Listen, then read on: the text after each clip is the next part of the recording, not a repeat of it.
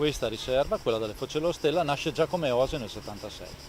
Prima del 1976 era una riserva di caccia, di proprietà del comune che affittava, e nel 1976, su iniziativa ovviamente del comune, del WWF e dei cacciatori locali, venne richiesto alla regione l'istituzione da riserva di caccia a oasi di rifugio e protezione col divieto di caccia.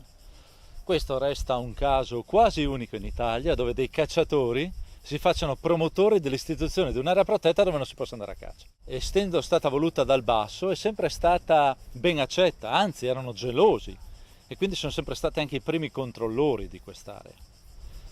E poi nel 1996 è divenuta riserva e vabbè,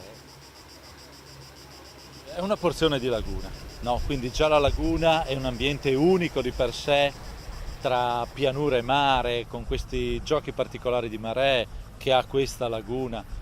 Quindi all'interno di questo ambiente così particolare e caratteristico, la Foce dello Stella è un'altra chicca, un fiume di risorgiva, che è lo Stella, che nasce a 30 km da qua, molto pulito, che sfocia in laguna senza essere stato modificato dall'uomo nella foce, se non altro. Quindi un ambiente sotto l'aspetto della naturalità a un elevato grado. E oggi, se parliamo delle coste italiane o europee, dell'Europa occidentale, insomma, non è facile trovare ambienti così naturali. Foce di fiume con l'acqua dolce, grandi canneti, e quindi anche tutta la parte di vita, la biologia di questo ambiente risulta oggi importante, perché altrove questi ambienti sono stati trasformati, degradati o modificati. Questa è una parte del mosaico laguna, però il mosaico laguna è una rete interconnessa. Sicuramente la Foce dello Stella, che è il fiume tributario in laguna più importante, è importante per tutta la laguna, quindi una gestione corretta di quest'area va a beneficio di tutta la laguna. Certo che magari le problematiche della laguna arrivano più da altri posti che dal fiume Stella, di sicuro. Il margine della laguna verso la pianura oggi è irrigidito, non è mobile, come dovrebbe essere per un ambiente naturale. Non giudichiamo cosa ha fatto, questa è la realtà.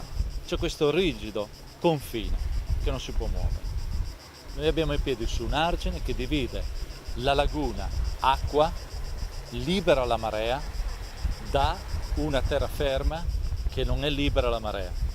Qua alla mia sinistra ho una zona di bonifica, una volta era laguna, oggi il livello del terreno è molto più basso del medio mare, perché è stato costruito l'argine, tolto l'acqua, è rimasto un terreno asciutto ma più basso del medio mare, che è gestito dall'uomo, è un terreno asciutto. Oggi la laguna non può invadere queste zone, ci mancherebbe, abbiamo le case, no?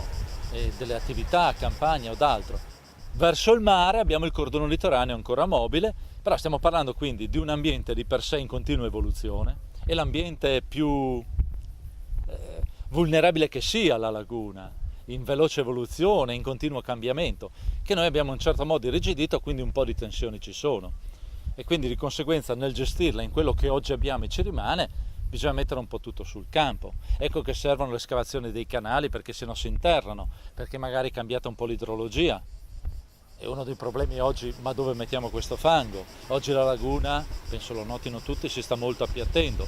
Le zone emerse, le barene, si stanno erodendo e consumando, le zone molto basse, i canali navigabili, si stanno invece interrando. Quindi c'è un livellamento generale che forse non è un bene per la laguna. Tutto questo è sicuramente da indagare e capire verso dove si vuole andare in futuro.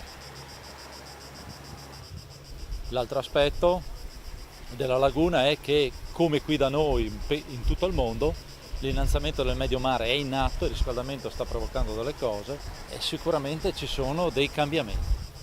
L'importante è capire verso dove stiamo andando per essere pronti, cercare di trovare le soluzioni per una gestione ottimale, per l'ambiente, per l'uomo, per la conservazione. Io ci sono nato a Marano, quindi ho un legame viscerale, affettivo verso questo ambiente. Lo considero importante, in verità, come altri ambienti, ma penso che rispetto ad altri ambienti dove posso dare una mano, ma di contorno, qua abbia un obbligo dentro di me di cercare di darmi da fare perché venga gestito al meglio possibile, in modo anche il futuro, chi verrà dopo di noi, lo possa godere e possa averlo ancora e decidere magari cosa fare. Ma dobbiamo consegnarlo in un certo modo, e quindi penso sia da cercare assieme agli altri di trovare quelle soluzioni migliori per avere una uno sviluppo sostenibile di questo ambiente, che secondo me c'è e c'è la possibilità. Basta che ogni tanto ognuno di noi rinunci a qualcosa a favore degli altri, magari di altre attività ed altre cose. Non vietiamo agli altri di venire, anzi, puoi venire.